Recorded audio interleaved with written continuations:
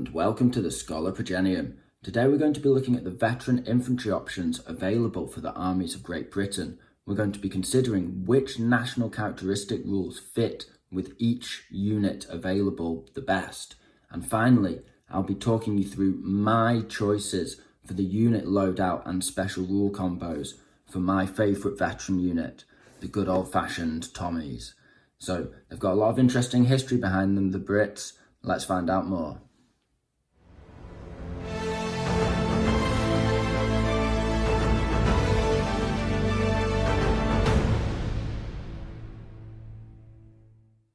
Let's take a quick glance at the history of the British infantrymen. Now, the English army was formed originally in 1645, and this was then turned into the British Army in 1707, incorporating Scottish regiments. Some of these regiments are proudly serving in very prestigious positions to this day. One that you're probably familiar with is the Coldstream Guard. They're the guys who defend Buckingham Palace. However, those guys were one of the original 6 regiments from the British Army in 1707. Now, the British Army has evolved over time through various technological and strategic and tactical revolutions.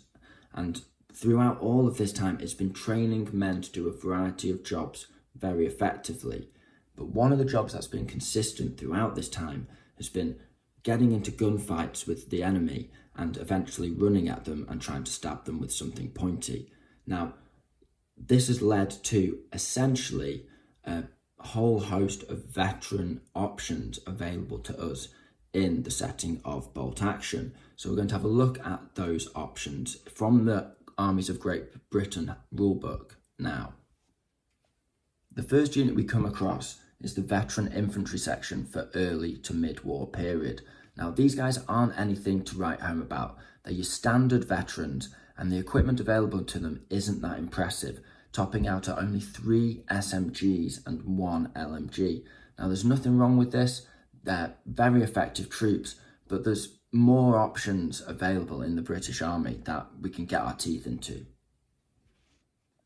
Turning to the next page in the book, we come across the Paratroop section. Now, paratroopers are really cool, and a lot of people love to build a themed army around these guys. Now, paratroopers, they played a vital role in ensuring the landings at Normandy went to plan. The 6th Airborne Division led the way by securing vital positions on the first day of the invasion. These guys come in at 70 points for the first 5 men. So essentially it's 14 points a model, and you can take up to 10 guys in a unit.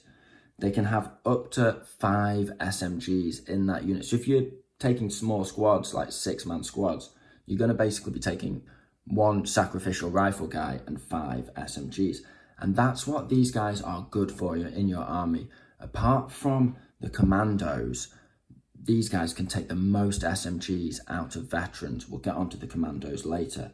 They also have, for that extra point, an additional special rule, or a couple of specials. Their tank hunters, that's the same for all veteran infantry. The special rule we want to talk about is stubborn. Paratroopers don't give in easily. All paratroopers count as stubborn. If forced to check their morale when reduced to half strength, so basically when they get half wiped in 1 round of shooting, then they always test on their full morale value, ignoring any pin markers. This is pretty useful.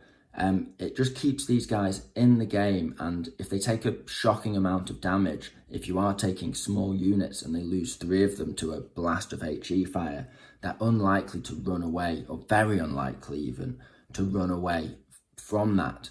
Whereas other veteran units, especially small units, which are more likely to take half casualties in 1 round of shooting, those guys, are more likely to run away and you'll lose all your points. So for that extra 1 point a model, the paratroopers are a really good deal to keep them in the fight.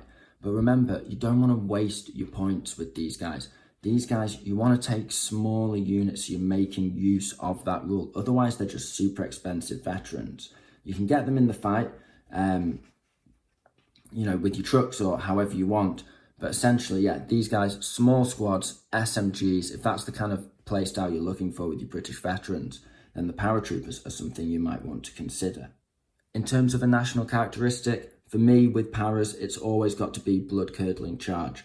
This means essentially that your opponent can't fire Overwatch, again tying into those small, nasty units of elite troops who never give up. They can't be shot at, so you're going to have all those men with SMGs, with Tough Fighter, getting into combat and taking on units that are bigger than them and winning. So a really effective combination there.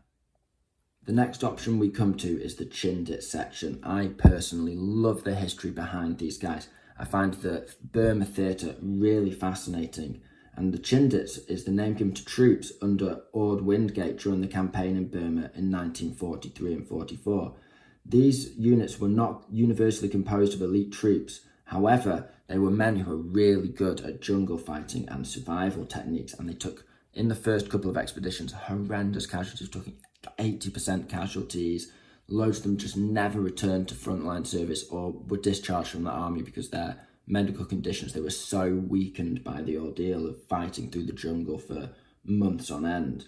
Now, the Chindis have suitably badass rules for these guys, and they're 15 points a model. So that's 75 points for your first 5 and 15 points for every additional man. The NCO and just one other soldier can take an SMG. So these guys aren't really going to be jumping out of transport and spraying people down with SMGs or using any of that tactic. And they're really not designed for that at all. In fact, they're not designed for transports at all. So what do you get for your 2 extra points of veteran? 15 points a model is very pricey, although not the priciest you can pay in bolt action. Well, they get the behind enemy lines rule, which is quite a common one. It means they ignore the -1 for order checks to come on from outflank, which is pretty useful and thematic. But where the real gold is fire and maneuver. They do not suffer the -1 to hit for moving and shooting when they do an advance order. And it specifically states that this applies to all men in the section, regardless of how they are armed. So they actually outdo the Americans because they can fire their LMG whilst moving and shooting. So really, really cool. Very, very effective and definitely worth the points. Plus, as I've said, these guys are just a super cool, thematic Burmese army. And you can take your general British infantryman and just pick up a couple of metal Chindit boxes and have a Burmese themed force. You don't have to just sort of invest in a full para army or a full commando army. You can add these guys on, get a couple of universal characters thrown in the list, and you're good to go. So Chindits, 10 out of 10 for me, creme de la creme. I absolutely love these guys. In terms of national characteristic rules, it really depends on what you're doing with your Chindits. Are you just tagging a couple of units on? In which case, your national characteristic has to suit regular old Tommies as well as your elite Chindits. Or are you taking a pure Chindit force? And if so, what unit sizes are you taking? Now, if you're taking a mixed army or you've got large unit sizes, then I highly recommend Tough as Boots. What this does is it means that for every 3 men fighting in any given combat, you get an extra die, and you can apply that die to any model in the unit, even multiple times. It specifies it in the army book. And what that means is that if you've got a couple of SMGs and you've got more than 6 guys in there, each of those SMG guys are going to get 2 attacks base plus the rerolls for Tough Fighter, which will be super effective. If you're taking smaller units of infantry, then again, Blood Curdling Charge is just really reliable for small units of veterans because when you charge into combat, you're not going to get strafed up. Finally, a curveball option for the Chindits is to take rapid fire because you can throw the SMGs out the window, take a ton of large Chindit squads with rifles. You've got that fire and maneuver, so you're ignoring the -1 to hit if you move and shoot, and you've got more rifle shots, an extra shot for every 3 men in the squad, which is absolutely brilliant combined with fire and maneuver. So the Chindit's really, really flexible. You almost can't go wrong in terms of national characteristic rules. There's plenty to think about and plenty of fun to be had with these guys. Coming in next, we have the Commandos at 14 points a model. And what you get for that extra point compared to a normal veteran is the behind enemy lines rule, again allowing you to ignore the -1 modifier for order checks when you're coming in from outflank, but also tough fighters across the unit.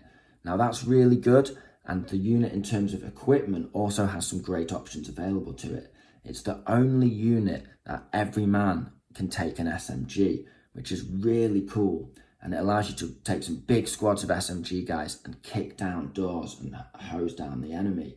You also get available to you, for an extra 5 points over a normal LMG, the Vickers K-Gun. The Vickers K-Gun, super cool weapon. You may recognise it from the Mummy films, and essentially it's a rapid firing machine gun that used to be strapped onto planes. Now the Commandos used it, and in bolt action it gives you +1 dice, essentially giving your Commandos access to German LMGs, but at a 5-point tax per model over the Germans. Now this is a really interesting combination of special rules and loadout options. The first thing you might be thinking is, why have they made it so you can take pure SMGs, but given these guys tough fighter built in anyway, isn't that a little bit redundant? Well, I feel that this is because they've designed the rules so you can really strongly lean into a full commando force, have pure commandos, but have specialized units within that army. So you can have your SMG kick down door commando squads, and you can also have squads equipped mainly with rifles and the Vickers gun, able to do that long range fighting, but they're still tough fighters in close combat, so they're still really effective. Next we come to the infamous Gurkha section.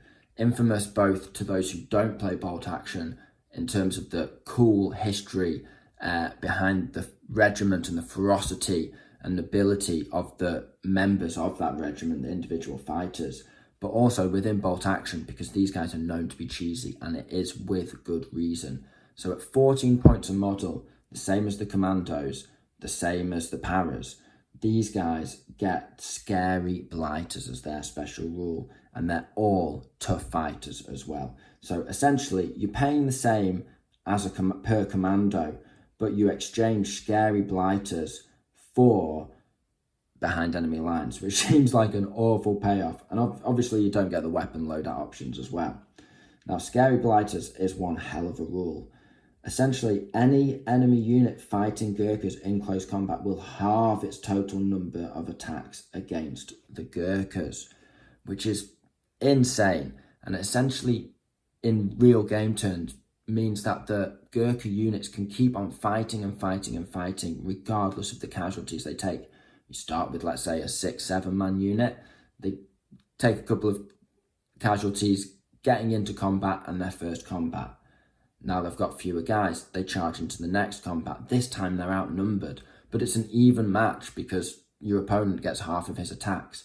And this carries on and on. So these units can just cream through an entire flank or force of your opponent without breaking a sweat. And they have a reputation for being quite cheesy in bolt action. They are super cool. In terms of weapon loadouts, only 2 men can take an SMG, and they can have 1 LMG, the same as the other veteran units that we've talked about so far. In terms of tying these guys in with national characteristics, then again, if you're going small units, or I would say just anyway, go blood-curdling charge with these guys. Your opponent can't even overwatch against them before they get hit by the freight train that is a Gurkha squad. And then, obviously, once you start getting down to really small unit sizes, that's going to really save you, because a 2-man squad charging a squad of 5 or 6 regulars, insane in normal terms, they'll just overwatch if they haven't activated and shoot you down. But you can get that first dice, charge that squad down. A 6-man squad goes down to 3 attacks versus veterans. You've still got your 2 guys with tough fighters. There's a good chance you'll win that combat. It's insane. It's really cool. And it's a sight to behold. And finally, we come to the veteran infantry section, late war variety. Now, these guys are really, really powerful, but often overlooked compared to the more glitzy, glamorous veteran infantry sections. Now, one of the things about these guys, they only cost 13 points a model. They haven't got any special rules. So what makes them so effective? Well, they're the only veteran infantry section available to you in the main rulebook that have the ability to take 2 LMG gunners. And this is, let me tell you, a game changer. I have fought with these guys in many, many battles, many different loadout combinations, unit sizes, so on and so forth. And let me tell you, I feel like this loadout right now, the section you see before you, is truly the sweet spot for these guys. Now what I've got them with is the 2 LMG guys and 2 loaders, and then we've also got an SMG on the Sergeant. Stunningly simple and yet brilliantly effective when combined with the rule tough as boots. Now tough as boots is the army special rule that I've mentioned before, where every 3 men fighting in the combat, you roll an extra dice. And it specifically states that this extra dice can be assumed to come from any of the men fighting. And of course, we're going to designate that dice to our SMG Sergeant, giving him 3 tough fighter attacks. Really, really effective. It gives you the same combat output as a 10-man veteran squad with 3 SMGs, essentially, which is nothing to be sniffed at. And as many SMGs as some of the other veteran units can take. Now, they obviously can do this as well. They can take the toughest boots special rule.